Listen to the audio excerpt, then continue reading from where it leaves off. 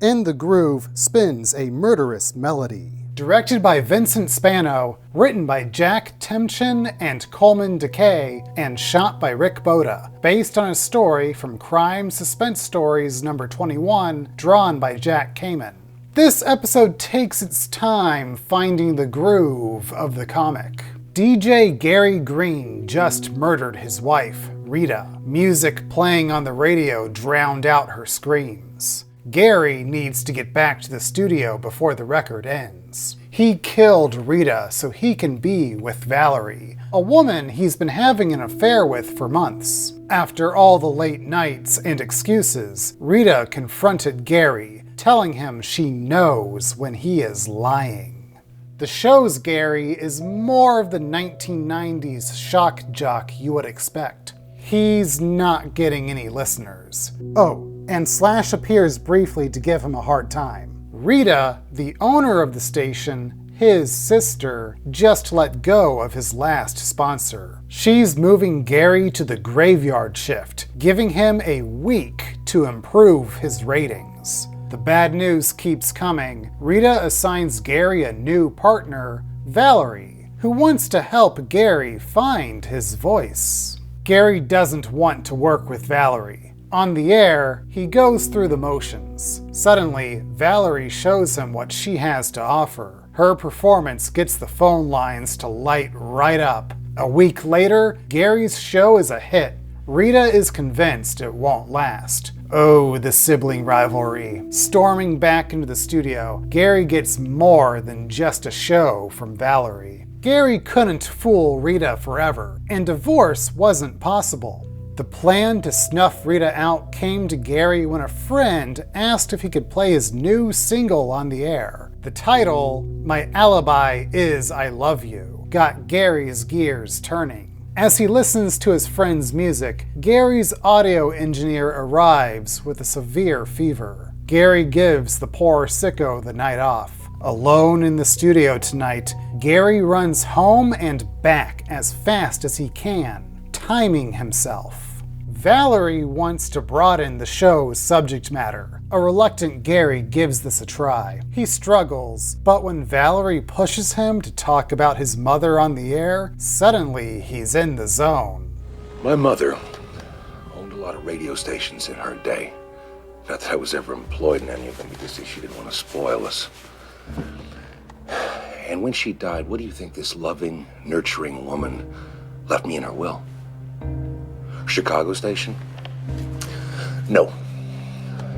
Her Minneapolis station? No. All she left me was half of her Lancaster station. Half.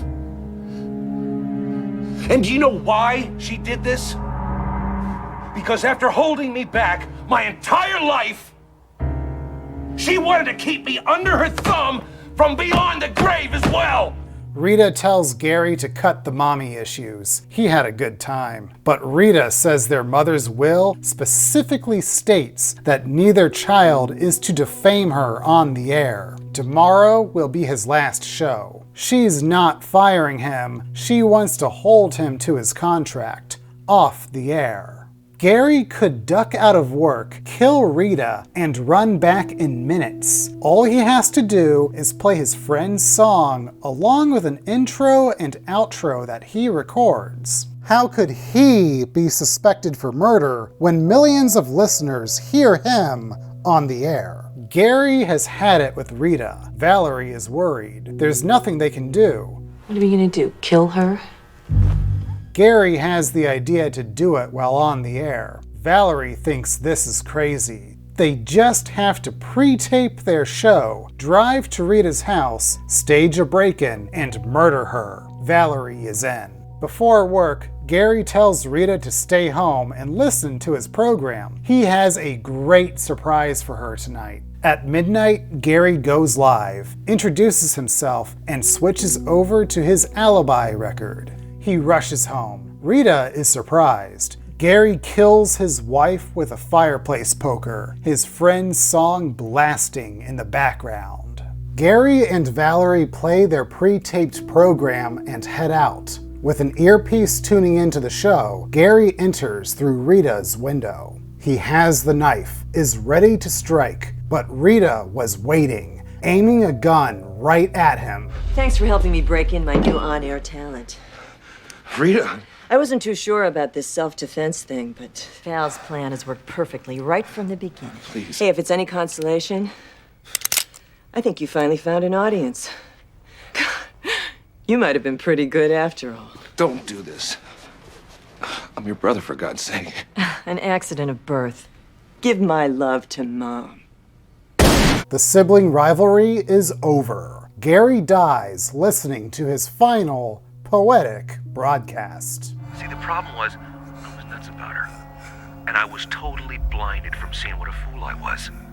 I'll tell you, it's amazing sometimes what you'll do to close a deal.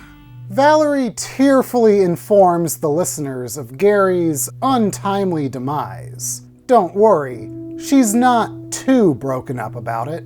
The song comes to an end. Gary's recorded outro is broadcasting to his listeners. He's about to leave for the studio, but freezes. The recording repeats itself. It keeps repeating itself. It keeps repeating itself. The record he made is skipping. Over the radio, he hears his station manager unlock the door and destroy his alibi in front of his very ears. In the Groove is a simple tune. The comic is a straightforward track. Gary wanted to kill his wife, using his DJ occupation to his advantage. Nothing complex, and I loved how it ended. My feelings are more mixed for the episode, which is directed by former cast member Vincent Spano. Miguel Ferrer stars in his third appearance of the series. His shock jock attitude carries the story. I don't think he was ever capable of giving a bad performance. He is the reason to watch this episode. Valerie was no more than the catalyst in the comic. She is given more to do here, and Rita is a more forceful antagonist, rather than a nagging wife. The more fleshed out elements expected from the TV adaptation are there, but the reveal of Valerie betraying Gary felt like such a non-twist. Presented as a surprise, but didn't land that way for me. Rita needed a way to get rid of Gary without breaking his contract. Valerie did goad him into defaming his mother on air, and planted the idea of killing Rita in his head.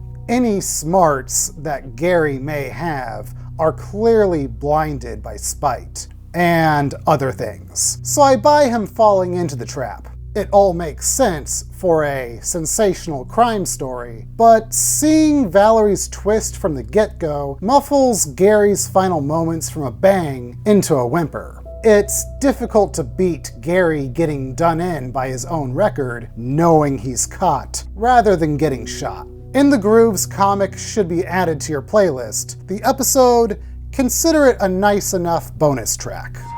My mother was such a greedy, hateful, wretched, old shriveled up bitch! I hope you're